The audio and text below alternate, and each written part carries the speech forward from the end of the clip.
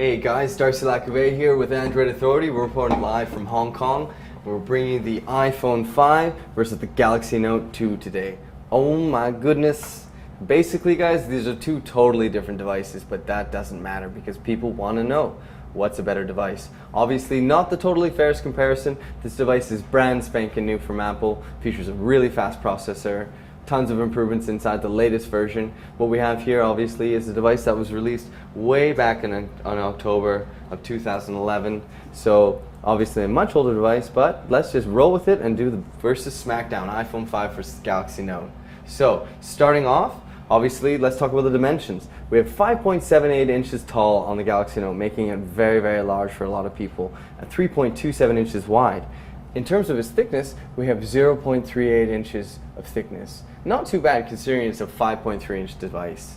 On the iPhone 5, we have 4.87 inches of height, we have 2.31 inches of width, and we have 0.3 inches of thickness or thinness.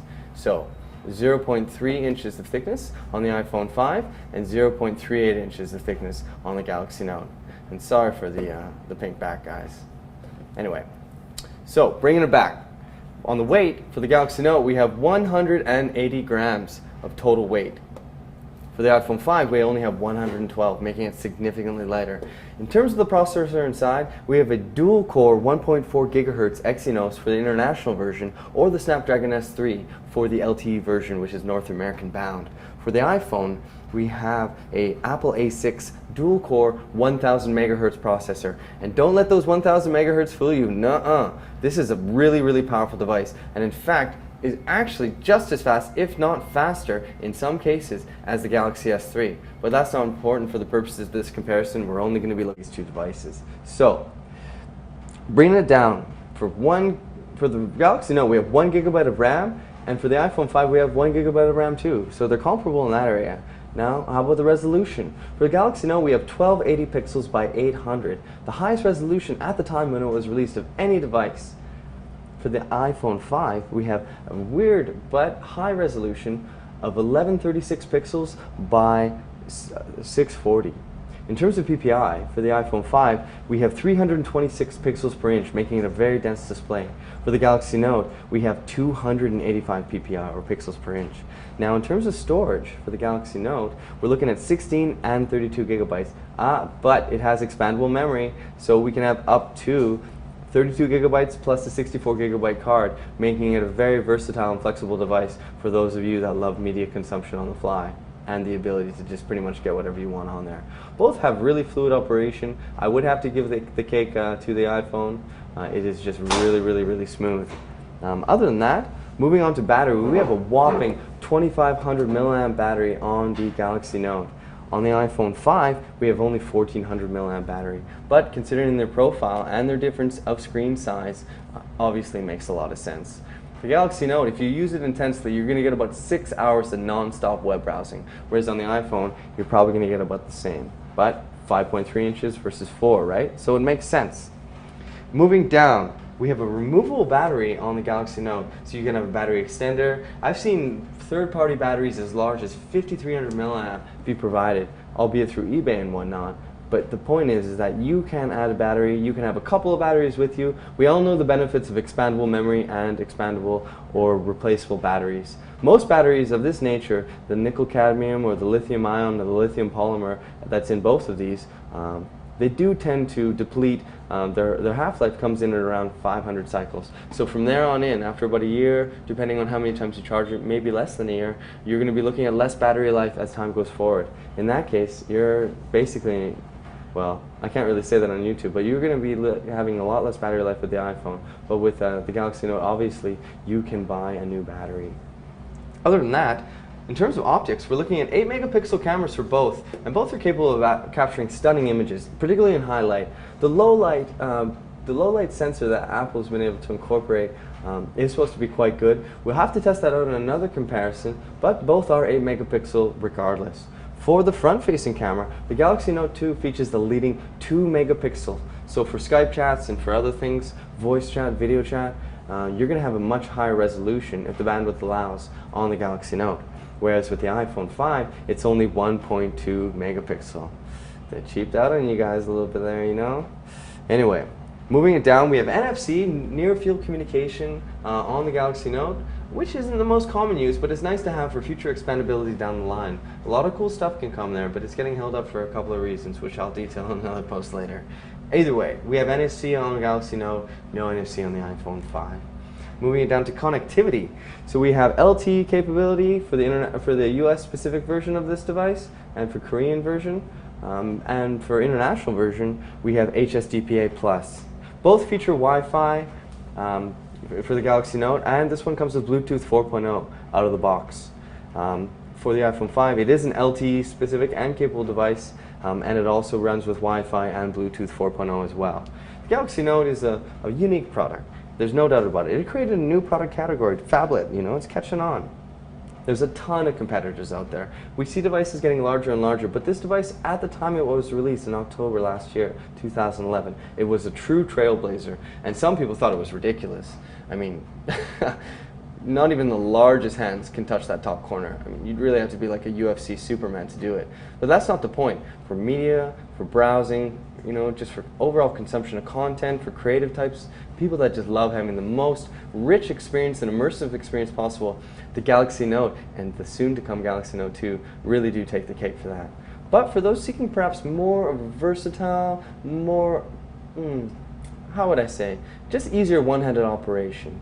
You know, you can just pound it a quick note one-handed on this. Let's just do a new one. Let's just open up our mail here. Okay, let's not open up our mail. Let's just make a new note. So, what is the best Android phone? Pretty good. Let's do that one-handed. What is the best, obviously a little bit slower, okay, not bad. Now of course, on this bad boy, it's going to be significantly more challenging. In fact, I'm not even going to bother showing you. Let's do an S memo. That's where this bad boy comes into play. It's the S Pen, right? A lot of people love this thing, particularly creative types. People that love to make notes. We got some AI up in here. It's nice to have the pen. If you like to capture notes, or you have a little bit of creative idea in there, want to take a picture, let's do something from the gallery, it doesn't really matter.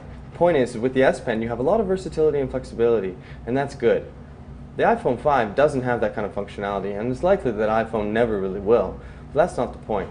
These are two totally different products, but people still wanted to know for comparison. They reached out to us and they asked us to do it. The footprint of the devices is substantially different. Obviously, the iPhone is very functional for one hand, and the Note 2 not so much. So, moving on, you know, we have Android ICS 4.04 on the Galaxy Note right now. It's going to come with Jelly Bean a little bit down the line. We have the Galaxy Note 2 coming out in a couple weeks here, so obviously this product will be faded away. But for now, it's still going to be a great deal. It can be had in some markets for as low as $350, $300 secondhand, which makes it quite a steal. For those that love gaming, movies, web browsing, it's one of the best devices out there. Obviously, Samsung has their whole S Pen suite, the premium suite has come, and there's a ton of stylus-specific apps that are being released. They released the SDK for developers, so a lot of really innovative functions that are coming for the S Pen, and have already come already. So, in terms of pricing, we have $199, $299, and $399 for the iPhone 5, and the Galaxy Note is being faded out, but you can buy it on lock roughly for around $540, sometimes cheaper, on Amazon and whatnot. So the Galaxy Note actually saw really strong sales. Like I said, they pioneered a new category, sold over 10 million worldwide. There's a ton of imitators out there. The S Pen was a unique feature that a lot of people really appreciated, whereas some, they just kind of let it stay dormant within. The iPhone 5, on the other hand, is probably likely going to be the best-selling device, best-selling mobile smartphone device in the future. They sold 2 million in 24 hours as soon as it was released. The pre-orders just got jammed.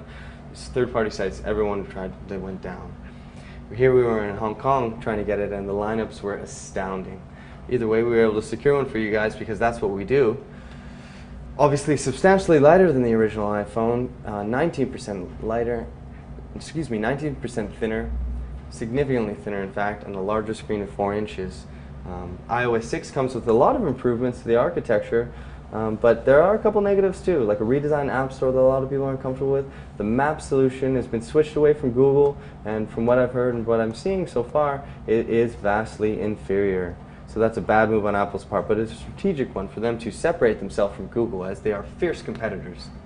Obviously, we know that Android is pretty much the most popular operating system in the world now, with over 1.4 million activations daily. But we have to appreciate competition. Competition between these two major ecosystems, and soon maybe Windows Phone 8 to come, is a good thing for us consumers. It pushes the envelope, better specs, lower prices, more features, boom, boom, boom, boom, boom. We want to foster competition. But as it stands right now, Android's on over 67%, almost 70% globally of devices being activated, whereas iPhone is just dropping and dropping around 16, 17% right now. So, bill of materials. How much does it cost to make the iPhone? It costs $207 to make the iPhone. And how much are they selling it for? Basically 3.5 times that. So they're making a lot of money. For the Galaxy Note, it costs about $240 to make. So a little bit more, you know. And what we're looking at here is an AMOLED display. AMOLED stands for Active Matrix Oxygen Light Emitting Diode. It's a different display technology, kind of like plasma versus LCD. Richer colors, deeper blacks, but less bright whites. So, let's just do a quick comparison of the browsers here. We've cleared the cache. We're just going to open up the native browser. Where are we at here? Okay, there it is. And for here, Safari and Internet, both are fluid. Let's just bring up AndroidAuthority.com here. Android, excuse me.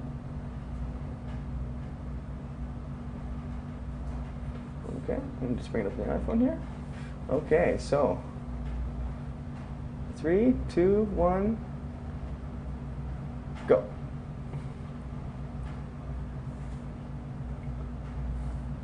Oh, excuse me, guys. We didn't set up the Wi-Fi on this. My bad. Okay, let's just do a quick clear of the cache on this bad boy. Going on Safari here. Clear cookies and data. Okay. Let's just bring up the Wi-Fi. I'm just going to put the password in here for a sec.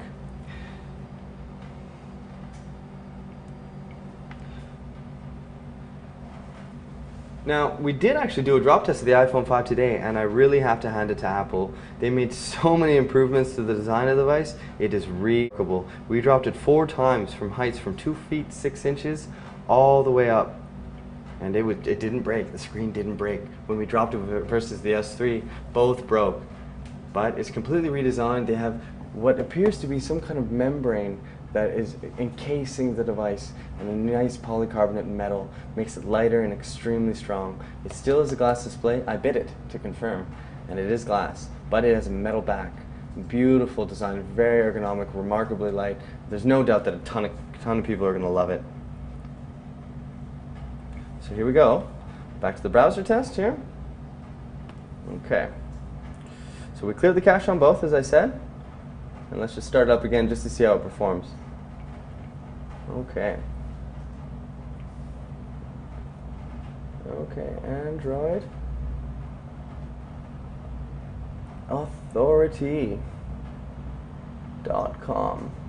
Bringing you the best of Android every day, guys. Okay, here we go.